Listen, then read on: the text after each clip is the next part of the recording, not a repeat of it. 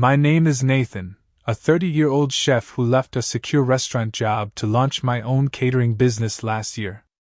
Cooking has been my passion since I could reach the stove. But building a business from scratch? That's a whole different recipe. My cousin Amanda and I were inseparable growing up, sharing everything from tree houses to secret codes. So when she called about her upcoming wedding, I was excited. Until she explained exactly what she wanted from me. I never imagined her request would spiral into family drama that would change our relationship forever. Before I dive into this story, drop a comment letting me know where you're watching from. Hit that like button, and subscribe if you want more stories about standing up for yourself when family crosses the line. Growing up in a middle-class Chicago suburb, I always knew my future would involve food. While other kids played video games, I experimented in the kitchen, creating dishes that my parents politely ate even when they turned out less than perfect.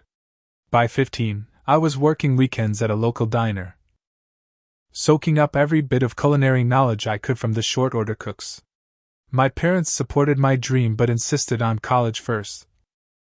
So I majored in business management, while taking night classes at a culinary institute. After graduation, I paid my dues working in several high-end restaurants across Chicago. The hours were brutal. The pay was mediocre, but the experience was priceless. I worked my way up from prep cook to sous chef at the Golden Plate, a prestigious restaurant with 2 Michelin stars. The executive chef there became my mentor, teaching me not just about food but about running a successful culinary business. 3 years into my position at the Golden Plate, I felt ready to branch out on my own. My savings account had just enough to invest in some basic equipment and a small commercial kitchen space on the west side of the city. Leaving the security of a regular paycheck was terrifying, but the freedom to create my own menus and build my own brand made it worth the risk. The first year of running Nathan's Premier Catering was a financial roller coaster. Some months I barely covered expenses, while others brought in just enough profit to give me hope. I specialized in upscale events and corporate functions, slowly building a reputation for quality and creativity. Every client came through word of mouth. Each event a chance to impress and expand my network. Throughout these years of culinary school, restaurant work, and business struggles, my cousin Amanda had been a constant in my life. We grew up just 3 houses apart, more like siblings than cousins. She was a year younger but always seemed to be looking out for me, especially when the other kids teased me about my passion for cooking. "Boys don't belong in the kitchen," they'd say, but Amanda would defend me fiercely. We shared a treehouse in my backyard where we created elaborate fake menus for our imaginary restaurant. She would pretend to be the famous food critic while I described in intricate detail the dishes I would someday create. We had inside jokes that no one else understood and a secret handshake that we performed well into our teens, long after it became embarrassingly childish. As adults, our paths naturally diverged. I followed my culinary dreams while Amanda pursued a career in marketing for a large cosmetics company. We saw each other at family gatherings but rarely made time to catch up one-on-one as our busy lives took precedence. Still, I always considered her more than just a cousin. She was my first friend, my childhood defender, and someone I thought would always have my back. 6 months ago, Amanda announced her engagement to Brian, a financial advisor she had been dating for 2 years. The family was thrilled, especially her mother, my Aunt Patricia, who immediately began planning what was clearly going to be an extravagant wedding. Amanda had always dreamed of a fairy tale wedding, and from the snippets I heard at family dinners, no expense was being spared on the venue, dress, or decorations. When my phone rang on a busy Tuesday afternoon, and I saw Amanda's name flash across the screen, I was genuinely happy to hear from her. After catching up briefly on our lives, she casually mentioned that she needed a favor. "I've been looking at wedding caterers," she said, her voice taking on that sweet tone she always used when asking for something. "And the quotes I'm getting are just astronomical. It's honestly ridiculous what people charge just because it's a wedding. I nodded sympathetically, though she couldn't see me through the phone. The wedding industry markup is real, I agreed. Everything costs more when you attach the word wedding to it. Exactly, she exclaimed. And then I realized, wait a minute. My cousin is literally a caterer. Why am I even looking elsewhere? It would be so special to have your food at my wedding. My initial reaction was pride and excitement. Catering a family wedding would indeed be special, and I was touched that she wanted my cuisine to be part of her big day. Then came the awkward part where we had to discuss pricing. So what kind of discount do you give for family? She asked with a nervous laugh. I hesitated. This was exactly the kind of situation I had been warned about by other small business owners. Mixing family and business often leads to complications, especially around money. But this was Amanda, my childhood best friend. I could definitely work something out, I said carefully. I usually charge between $75 and $100 per person depending on the menu complexity, but for you, I could do $65 per person and throw in some extras that I normally charge for. There was a long pause on the other end of the line. That's still pretty steep, Amanda finally said, her voice cooling noticeably. I was thinking since we're family, you might be able to do something more significant. The conversation grew increasingly uncomfortable as I tried to explain that while I could offer a discount, I couldn't go too low without risking my business. Food costs, staff wages, equipment, and my own time all needed to be considered. Let me think about it, Amanda said finally. I'll call you back once I've looked at all my options. We ended the call on a strained note. And as I hung up, I had an uneasy feeling that this wouldn't be the end of the discussion. Something in her tone suggested she had expected a very different answer from me. I just didn't realize yet how different her expectations truly were. 2 weeks passed without any word from Amanda. I had nearly forgotten about our uncomfortable conversation when my phone rang late one evening as I was going over inventory for an upcoming corporate event.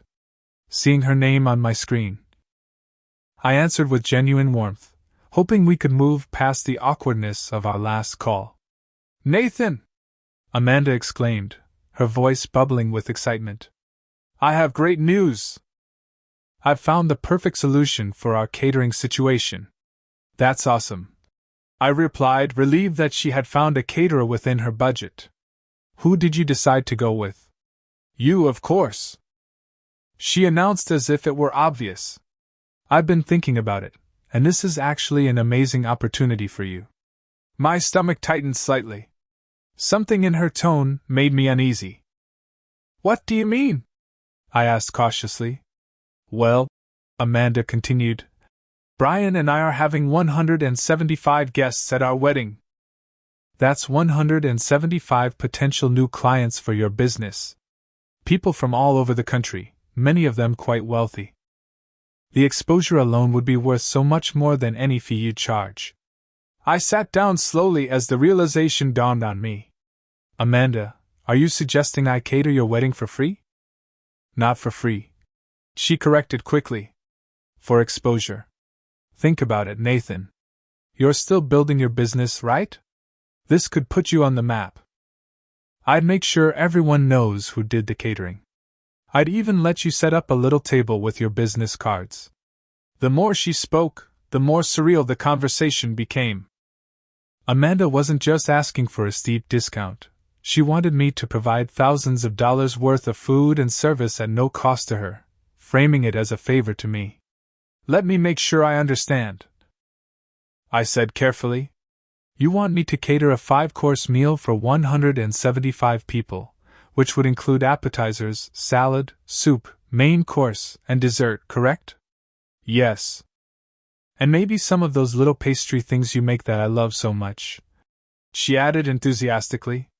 Amanda, do you know what that would cost me? Just in terms of food costs alone? I know it's a big ask, she admitted, but family helps family, right? Remember when you were starting culinary school and Mom and Dad helped you buy those expensive knives? This is kind of the same thing. I took a deep breath, trying to organize my thoughts. My aunt and uncle had indeed gifted me an expensive set of chef's knives for my birthday during culinary school. A generous present that I had greatly appreciated. But this was entirely different. Amanda, those knives cost about $500, which was incredibly generous. What you're asking would cost me over $10,000 in food costs alone, not counting staff wages, rental equipment, or my time. $10,000? She scoffed. That seems really high. Can't you get discounts on food through your supplier contacts? I already calculate my costs based on my wholesale prices. I explained. For a premium wedding menu, I'm looking at about $40 per person just in food costs. That's $7,000 right there. Then I need to hire at least 8 staff members to handle an event that size, which is another $2,000. Plus rental equipment for tables, warmers, and transportation. Amanda fell silent for a moment. I didn't realize your little business had such high expenses, she said, her tone dismissive. Little business. The phrase stung more than it should have. The business I had poured my life savings and countless sleepless nights into was being reduced to a hobby in her eyes. It's not a little business, Amanda. It's my livelihood. It's how I pay my mortgage and put food on my own table, I said, trying to keep the hurt from my voice. I just thought since you're family, you'd want to help make my special day perfect, she replied, her voice taking on a wounded tone that I recognized from our childhood. It was the same voice she used when trying to convince our grandparents to buy her candy after her parents had said no. I do want your day to be perfect, I assured her. And I'd love to be part of making that happen. But I simply cannot provide $10,000 worth of services for free. I could offer you a 30% discount, which would bring the per-person cost down significantly. 30%? She repeated incredulously. That's barely anything. The Baker family down the street got their daughter's entire wedding catered by their uncle for free. I'm not the Baker family's uncle, I pointed out. And I'm running a legitimate business with real expenses. You know what, Nathan? Her voice had turned cold. I thought you'd be more supportive. This is the most important day of my life. And you're nickel-and-diming me like I'm some stranger off the street. I'm not nickel-and-diming you, Amanda. I'm trying to find a compromise that works for both of us. Well, your idea of compromise sucks, she snapped. I can't believe you're being so selfish. After everything our family has done for you. The conversation continued to spiral downward. For every reasonable explanation I offered about business costs and professional value, Amanda countered with emotional appeals and guilt trips. She brought up childhood memories, family obligations, and repeatedly framed my unwillingness as a personal betrayal rather than a business decision. After nearly 40 minutes of increasingly tense back and forth, Amanda finally delivered her ultimatum. Fine, she said, drawing out the word with a sigh I could practically hear her accompanying eye roll. I'll find someone better. Someone who actually cares about me and not just money. The call ended abruptly, leaving me staring at my phone in disbelief. The cousin I had grown up with, the person who once defended me against bullies, had just tried to manipulate me into providing thousands of dollars of free labor and products. And when that failed, she dismissed our entire relationship as worthless. I sat in my kitchen for a long time that night, wondering if I had made the right decision. Was I being selfish? Should family override business sense? The questions plagued me, but deep down, I knew that allowing someone, even family, to devalue my work so completely would set a precedent I couldn't afford, financially or emotionally. The fallout from my refusal to cater Amanda's wedding for free was swift and expansive. The very next morning, my phone began ringing with calls from various family members, each expressing their disappointment, or attempting to convince me to reconsider. Aunt Patricia, Amanda's mother, was the first to call. Her normally warm voice was clipped and formal as she expressed how, deeply disappointed, she was in my decision. I always thought of you as a son, Nathan, she said. the guilt trip laid out expertly. When you were struggling through culinary school, who was there with home-cooked meals and encouragement? When you needed references for your first kitchen job, who wrote those glowing letters? I just cannot understand how you could turn your back on Amanda this way. I tried explaining the financial realities to her, breaking down the costs in detail. But she waved away my explanations as if they were irrelevant. It's just food, Nathan. You make food every day. Why is it such a burden to make some for your cousin's wedding? She asked, completely disregarding the scale of catering a wedding for 175 guests. My Uncle Robert called next, his approach more direct. Son, sometimes in life we do things that aren't financially advantageous because they're the right thing to do. He lectured. When you were a kid and broke our garage window playing baseball, did we make you pay for it? No, because family takes care of family. The comparison was so absurd I almost laughed. A broken window versus thousands of dollars and dozens of hours of professional work were hardly equivalent, but trying to explain this seemed futile. Even my cousins from the other side of the family, who barely knew Amanda, reached out to express their shock at my greediness. It became clear that Amanda had been making calls, painting herself as the victim of my mercenary attitude. The most painful call came from my own mother. Mom had always been my biggest supporter, attending every cooking competition, bragging about my culinary achievements to anyone who would listen, and being the first to defend my career choice when others questioned it. Nathan, honey, she began hesitantly, I got a call from Patricia today. My heart sank. And now you're calling to tell me I should cater Amanda's wedding for free? Well, not for free necessarily, she hedged. But maybe you could find a way to help her out? She is family, after all.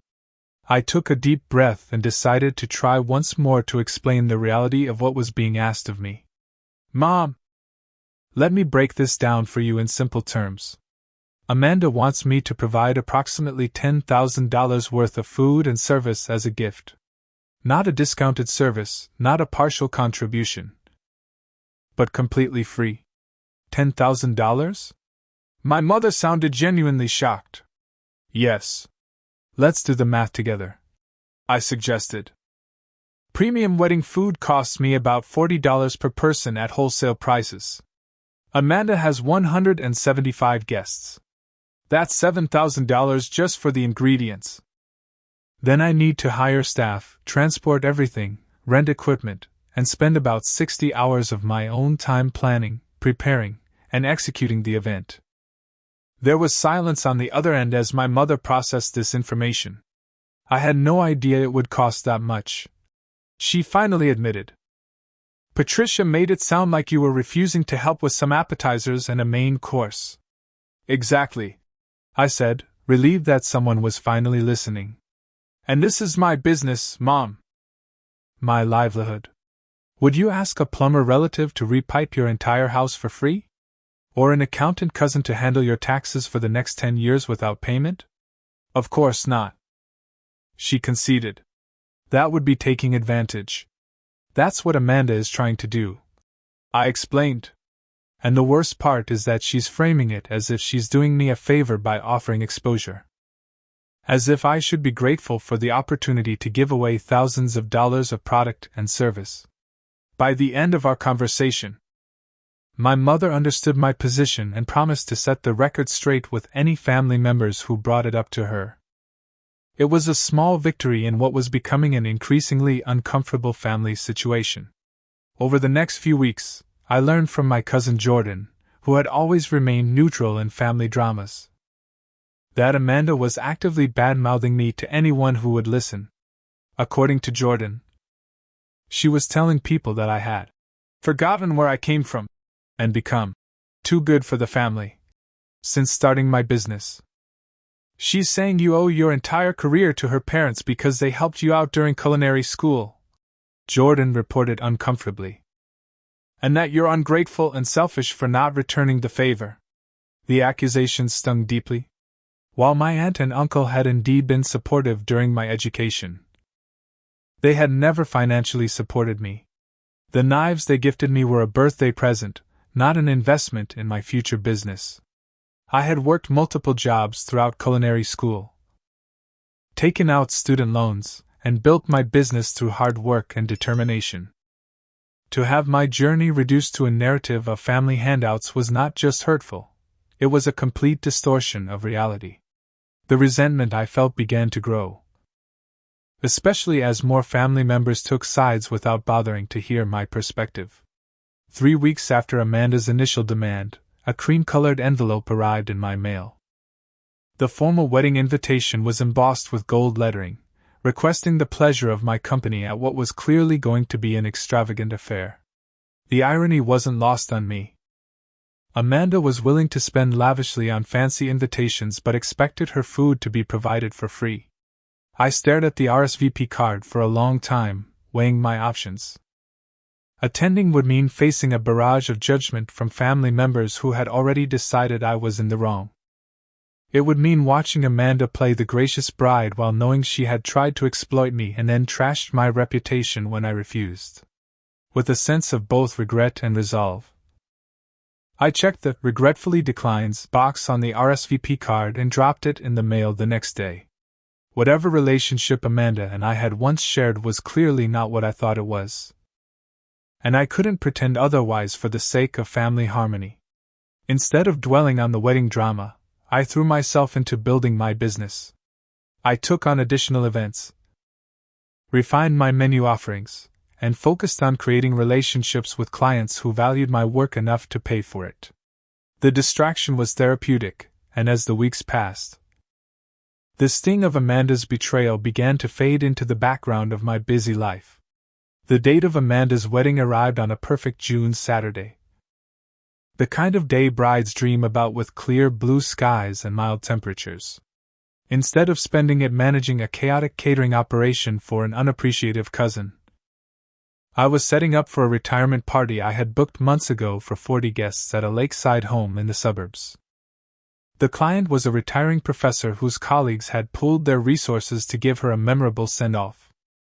They had specifically requested my signature dishes after tasting them at another event, and they treated my staff and me with respect and appreciation throughout the day.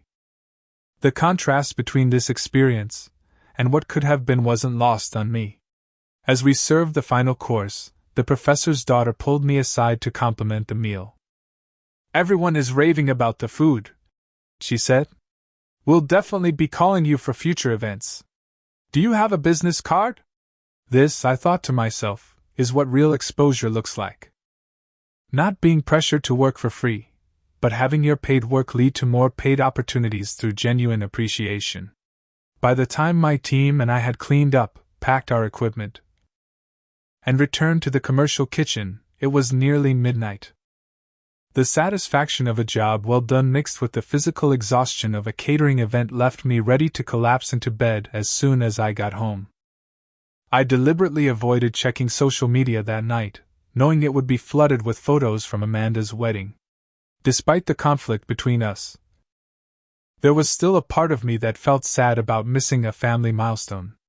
We had once been so close, and somewhere beneath my hurt and resentment, I still hoped she'd had the perfect day she'd always dreamed of. The next morning, I woke to my phone buzzing incessantly on my nightstand. Still groggy, I reached for it, and was shocked to see 37 missed calls and over 50 text messages, all received between midnight and 7 in the morning. My first thought was that there had been a family emergency. Heart racing, I began scrolling through the notifications. The messages ranged from concerned to angry, but all seemed to reference Amanda's wedding in some way. From my mother: "Nathan, call me as soon as you wake up. It's important." From Jordan: "Dude, you dodged a bullet by not being there. Total disaster." From Aunt Patricia: "I hope you're satisfied with yourself. You could have prevented this." From various cousins and relatives: "Was this your doing? Did you know about this? Call me ASAP."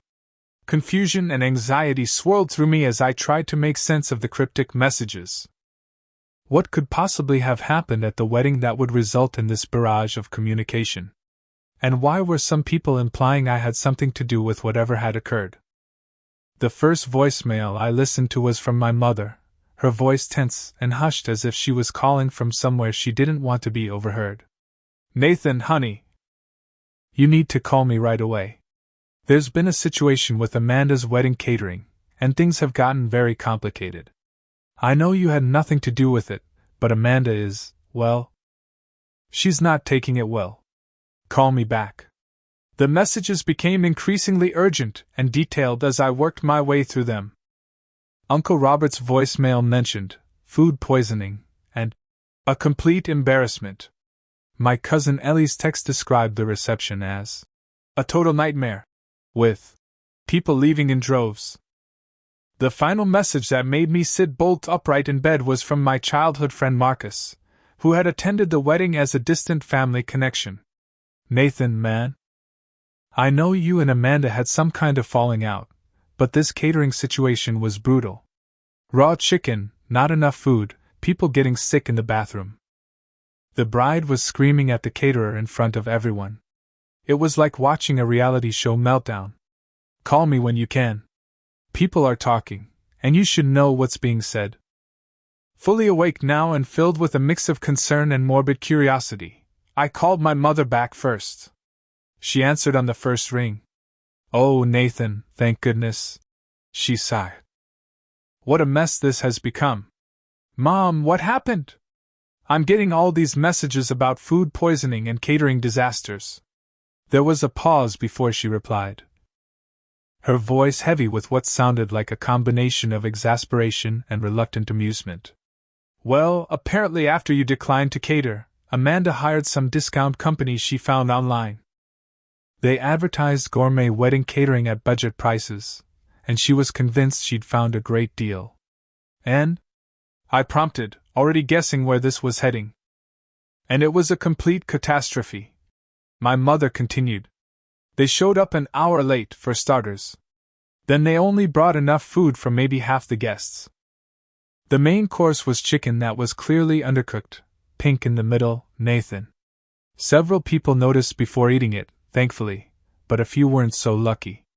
"People actually got sick?" I asked, horrified despite the tension between Amanda and me. "At least a dozen guests, including Brian's grandmother. They had to call an ambulance for her because she became severely dehydrated from vomiting." I closed my eyes, imagining the scene. No matter how angry I had been at Amanda, I would never have wished such a disaster on her wedding day. The caterer tried to claim they had delivered exactly what was paid for, my mother continued, which led to Amanda having a complete meltdown in front of all the guests. She was screaming about how her cousin should have been handling the food. How this never would have happened if you had done your family duty. My stomach dropped. She blamed me? In front of everyone? I'm afraid so. My mother confirmed gently. That's why you're getting all these messages. Some family members seem to think you might have had something to do with sabotaging the catering company, which is ridiculous, of course. That's absurd. I protested. I was working another event yesterday. I had nothing to do with any of this. I know that, honey, she assured me. And most reasonable people know it too. But weddings are emotional, and Amanda is looking for someone to blame besides herself for choosing a subpar vendor. As we continued talking, my mother filled in more details about the reception's slow descent into chaos. After the raw chicken incident, guests began leaving in waves. Amanda's parents tried to salvage the situation by ordering dozens of pizzas, but by the time they arrived, the mood of the celebration was beyond repair. The first dance, toast, and cake cutting all happened against the backdrop of emptying tables and whispered concerns about food safety. What should have been the happiest day of Amanda's life had turned into a cautionary tale about cutting corners on important services. As I hung up with my mother, I felt a complex mix of emotions washing over me. There was a certain vindication in knowing that my professional concerns had been validated in the most dramatic way possible. The very scenario I had tried to prevent by maintaining professional standards had played out exactly as I feared it might. Yet alongside that validation was genuine sadness for Amanda. Despite everything, I wouldn't have chosen this outcome for her. No bride deserves to have her wedding day ruined, even one who had tried to take advantage of me professionally. What troubled me most, however, was learning that she had publicly blamed me for a situation entirely of her own making. In her narrative, I was somehow the villain for not preventing a disaster I had explicitly warned her about. The irony was almost too perfect. Over the next few days, more details about the wedding catering fiasco emerged through calls and messages from various attendees. My friend Marcus sent me photos he had discreetly taken during the reception, showing half-empty serving trays, confused-looking servers, and a visibly distressed Amanda arguing with a man in a stained white jacket who I presumed was the head caterer. According to Marcus, Amanda had hired a company called Gourmet on a Budget that had only been in business for 3 months. Their Instagram page featured impressive food photography. But as several guests later discovered, the images had been stolen from other caterers' websites. The budget part of their name proved accurate. The gourmet part did not. The appetizers, which were supposed to include bacon-wrapped scallops, stuffed mushrooms, and a charcuterie display, ended up being grocery store cheese cubes, cold cocktail weenies, and crackers arranged haphazardly on plastic trays. The signature cocktail, advertised as a raspberry champagne dream, was flat champagne with a splash of raspberry Kool-Aid. When the main course was finally served, nearly an hour behind schedule, it became apparent that there wasn't enough food for all the guests. The caterers had apparently prepared for only 100 people, despite Amanda's contract specifying 175. This meant that the tables served last received significantly smaller portions, and some guests didn't receive any food at all.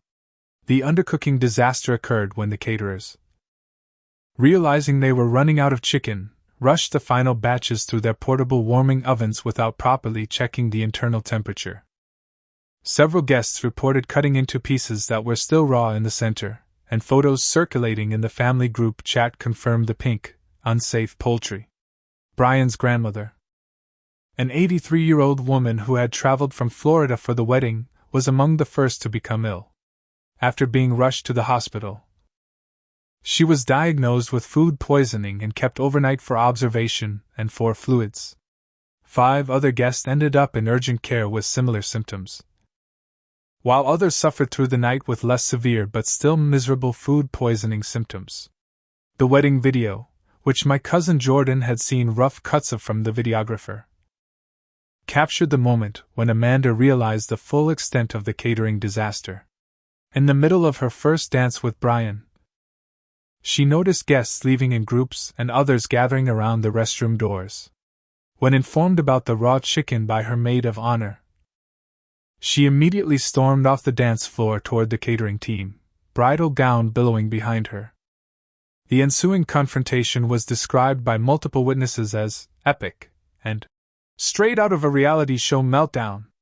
Amanda, face flushed and mascara beginning to streak, cornered the head caterer near the kitchen entrance and demanded an explanation. When he attempted to claim they had delivered exactly what was paid for, implying she had chosen the cheapest possible package, she lost all composure. "This is not what I paid for!" she screamed loud enough for half the reception to hear. "You've ruined the most important day of my life. People are sick because of you." When the caterer suggested that perhaps she should have invested more in her wedding food if quality was a concern, Amanda's response included several words not typically associated with blushing brides in white gowns.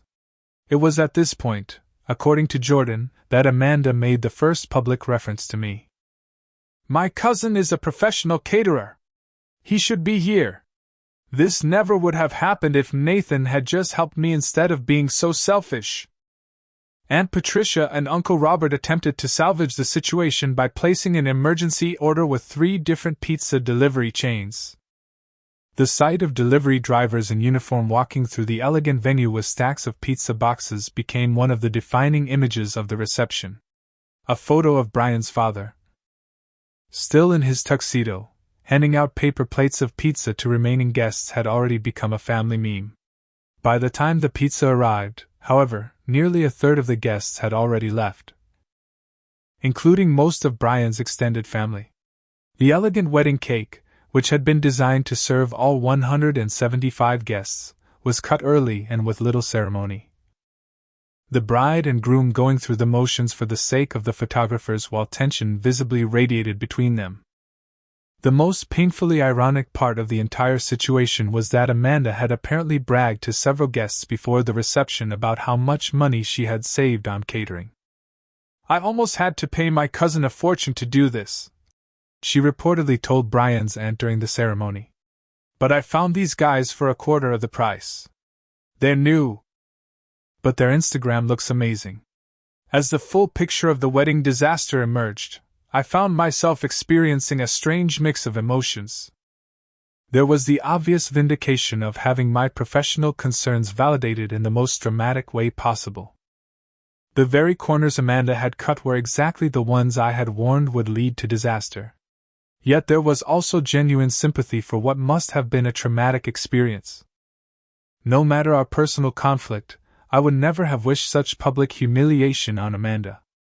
A wedding is supposed to be a once-in-a-lifetime celebration, not a cautionary tale about the dangers of undervaluing professional services.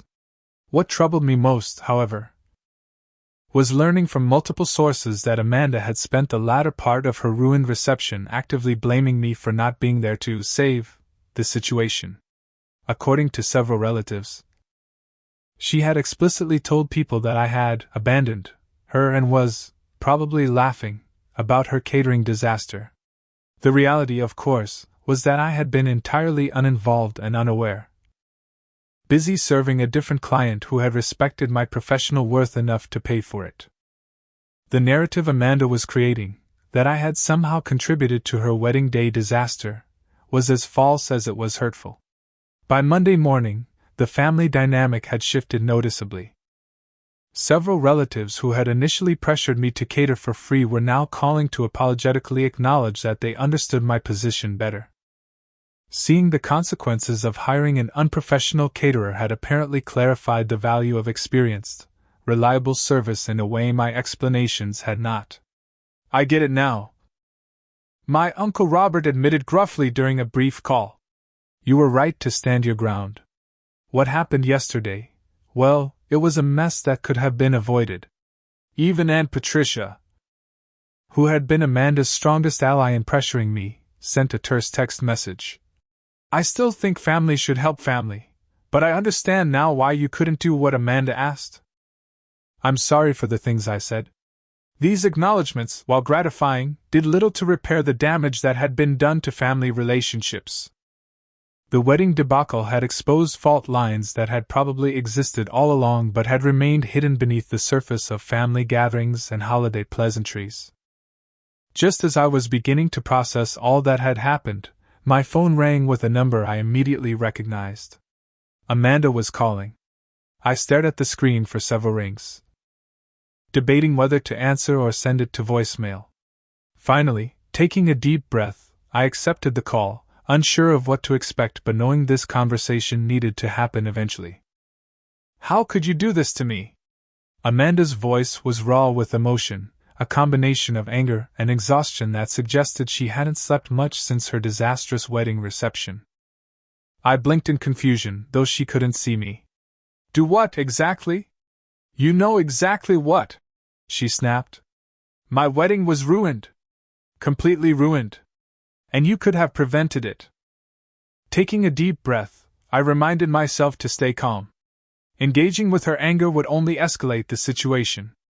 "Amanda, I'm genuinely sorry your wedding didn't go as planned. That must have been incredibly disappointing." "Disappointing?" she repeated incredulously. "My grandmother-in-law is in the hospital. Half our guests left early. People will be talking about this disaster for years. Disappointing doesn't begin to cover it." "You're right," I acknowledged. "It sounds truly awful. And I wouldn't wish that experience on anyone. But I'm not sure why you're calling me about it." I wasn't involved in your catering arrangements. There was a pause, and I could hear her breathing heavily on the other end of the line. When she spoke again, her voice had taken on an accusatory edge. You knew this would happen, didn't you? You knew that if you refused to help me, I'd have to find someone else who might not be as competent. Was this some kind of sick revenge for me asking you to cater for exposure? The implication that I had somehow orchestrated or anticipated her catering disaster as a form of revenge stunned me momentarily. It revealed a level of self-centeredness that I had never fully recognized in my cousin before. Amanda, that's absolutely not true, I replied firmly. I had no idea who you would hire or what would happen at your wedding. I was working another event yesterday and didn't even know about your catering problems until I woke up this morning to dozens of messages. But you could have prevented it, she insisted. If you had just agreed to help me. For free, I interjected. You wanted me to provide thousands of dollars worth of food and service for free. Let's at least be honest about what you were asking. It wouldn't have cost you that much, she argued, though with slightly less conviction. You already have all the equipment and staff. Equipment that I paid for and staff that I pay wages to. I pointed out. Every event has real costs, Amanda. That's something I tried to explain to you from the beginning. There was a moment of silence before she responded, her voice cracking slightly. I just thought, since we're family, you'd want to contribute to my special day. I offered to contribute by giving you a significant discount, I reminded her gently. But that wasn't good enough for you. You wanted it all for free and tried to frame it as if you were doing me a favor by offering exposure. Another pause, longer this time. I could almost hear her mental wheels turning. I couldn't afford what you were asking, she finally admitted, her voice small. The venue and the dress cost so much more than we budgeted for. By the time we got to catering, we were already way over budget. The admission surprised me. Throughout our previous discussions, Amanda had presented her demand for free catering as something I should provide out of family obligation, not financial necessity. The revelation that it had been driven by budget constraints put our conflict in a different light. If you were struggling with your budget, why didn't you just tell me that? I asked. Instead of making me feel like I was selfish for not working for free, you could have been honest about your situation. Because it's embarrassing, she exclaimed. We wanted everyone to think we were having this perfect, high-end wedding. I couldn't just admit that we'd spent too much on everything else and couldn't afford proper catering. As our conversation continued, more truths began to emerge. Amanda had spent nearly twice her original dress budget on a designer gown. The venue, a historic mansion with lakefront views, had cost 3 times what they had initially planned to spend. By the time they reached the catering portion of their budget, they had already depleted their savings and maxed out 2 credit cards. So rather than scaling back your plans or being upfront about your budget limitations, you decided the solution was to get me to provide thousands of dollars of food and service for nothing. I summarized, trying to keep the hurt from my voice. When you put it that way, it sounds terrible, she said quietly. Because it is terrible, Amanda. It shows that you valued the appearance of an expensive wedding over treating people, including your own family, with respect and fairness. The conversation shifted into more heated territory as Amanda's initial contrition gave way to defensive justification. You don't understand the pressure, she insisted. Everyone expected this perfect event. All my friends had these amazing weddings. I just wanted mine to be special too. At my expense, I pointed out. You were willing to devalue my profession, my time, and my expertise because you overextended yourself financially. And then when I declined, you badmouthed me to the entire family and tried to make me the villain. I was upset. She countered. You could have helped me out of a difficult situation, and you chose not to. No, Amanda. You created a difficult situation by making poor financial decisions, and then expected me to bail you out at significant personal cost. That's not how adult relationships work, family or otherwise. As our conversation continued, it became increasingly clear that Amanda had never truly seen me as a professional with a legitimate business. In her mind, my catering company was a glorified hobby. Something I did because I enjoyed cooking, not a serious enterprise with real costs and business considerations. "You've always had it easy," she said at one point, the bitterness in her voice surprising me. "Cooking is something you love. It's not even real work for you."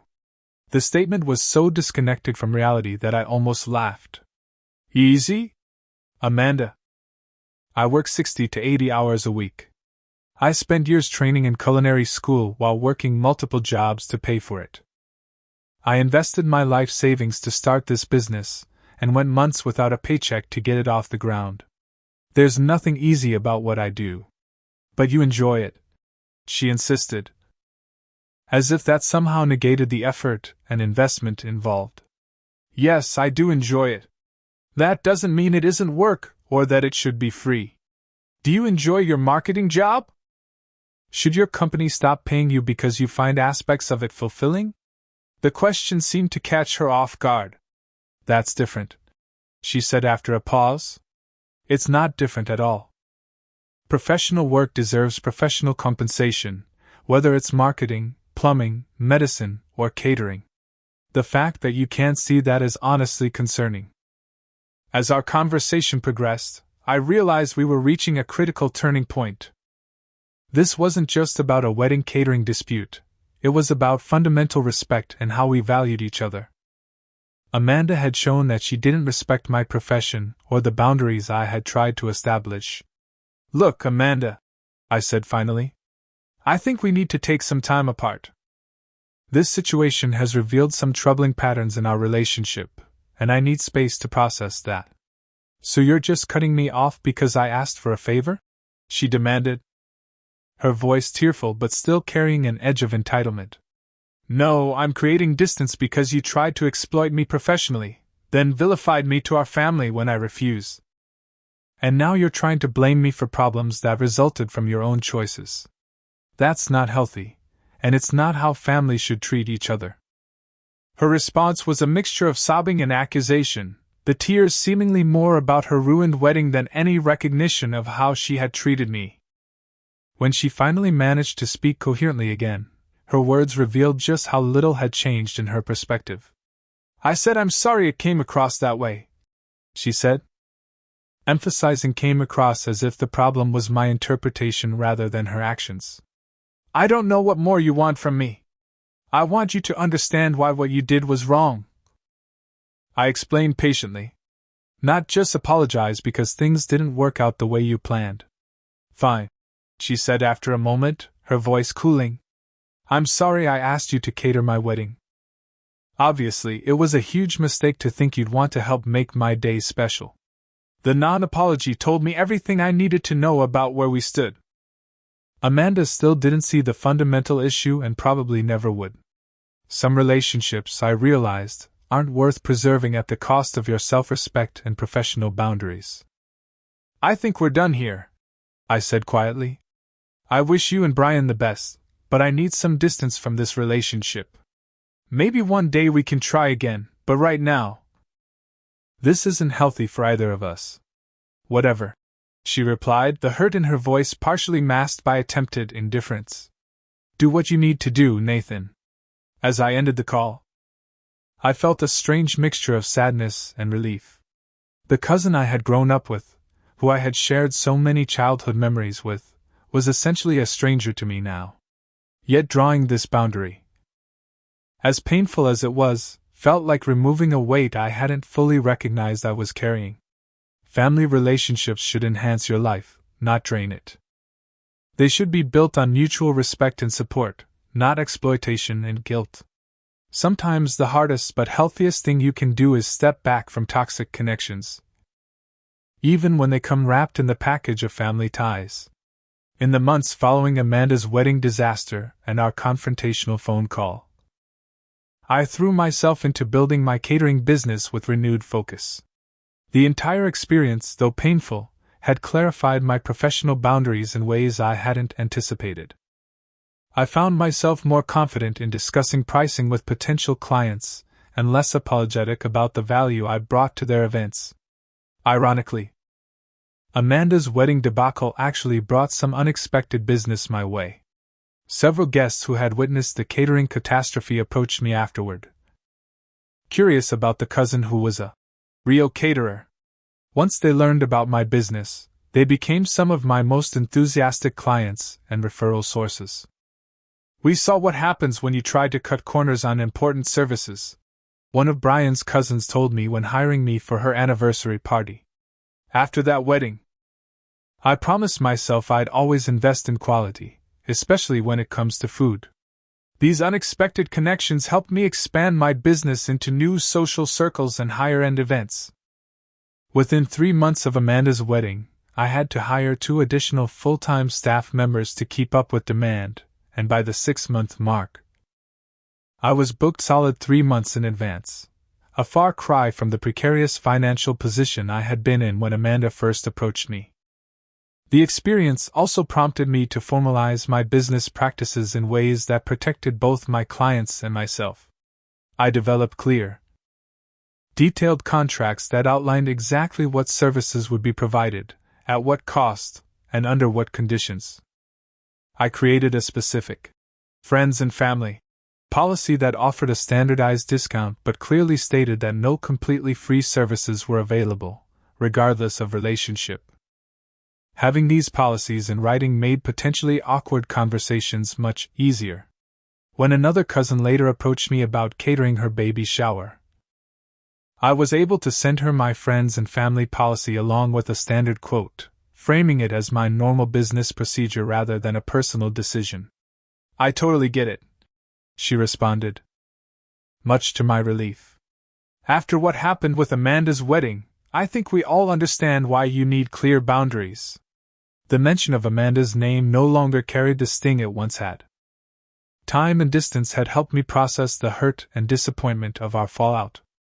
I had limited contact with her after our confrontational call, exchanging only brief, polite greetings at the one family gathering we both attended in the months following her wedding. At that Easter dinner, I noticed she seemed subdued, lacking the bubbly enthusiasm that had once been her trademark at family events. Several relatives mentioned privately that her relationship with Brian had been strained since the wedding. The stress of the disastrous reception and resulting debt creating friction in their new marriage. I felt sympathy for her situation but remained firm in my decision to maintain emotional distance. Some relationships simply cannot return to what they once were, and pretending otherwise only sets everyone up for further disappointment. 4 months after the wedding, a letter arrived in my mailbox, handwritten on cream stationery with Amanda's distinctive looping handwriting. I opened it with cautious curiosity, unsure what to expect. "Nathan," it began, "I've started and rewritten this letter a dozen times. No opening seems right after everything that's happened. The simplest version is this: I'm sorry. Not sorry that things came across wrong or sorry that you misunderstood what I was asking, but genuinely sorry for trying to take advantage of you and your business." The letter continued, explaining that therapy and marriage counseling had helped her recognize patterns of entitlement and magical thinking that had contributed to both the wedding disaster and our fallout. She didn't ask for forgiveness or suggest reconciliation, simply expressed regret for her actions and wished me well in my business ventures. I appreciated the gesture but didn't feel any urgent need to respond or reconnect. Some wounds heal best with time and space. And I had come to value the peace that came from having clear boundaries with family members who had demonstrated they couldn't respect my profession. My relationship with other family members gradually improved as well. Many who had initially pressured me to cater for free later acknowledged that they hadn't fully understood what they were asking. Some even became vocal advocates for my business, proudly recommending me to friends and colleagues while emphasizing my professionalism and quality. The most healing moment came during a small family dinner at my parents' house, where my mother had invited just my siblings and their spouses for a birthday celebration. I had offered to cook as my gift to her, and as we gathered around the table enjoying the meal, My mother raised her glass in a toast. To Nathan, she said, her eyes bright with pride. Not just for this delicious meal, but for teaching us all an important lesson about respecting people's work and standing up for yourself even when it's difficult. Your father and I couldn't be prouder of the business you've built and the man you've become. The simple acknowledgement brought unexpected tears to my eyes. After all the family drama and difficult conversations, having my professional choices validated by the people who mattered most to me felt like the final piece of healing falling into place. A year after Amanda's wedding, my catering business had nearly doubled in size and reputation. I had moved to a larger commercial kitchen space, hired a team of 6 full-time employees, and was considering expanding into event planning as well as catering. The financial insecurity that had made Amanda's free catering demand so threatening was now a distant memory, replaced by the steady confidence of a thriving business. Looking back on the entire experience, I realized it had taught me invaluable lessons about self-worth that extended far beyond business dealings. When you allow others to devalue your skills, time, or expertise, you're teaching them that your boundaries are negotiable and your worth is conditional.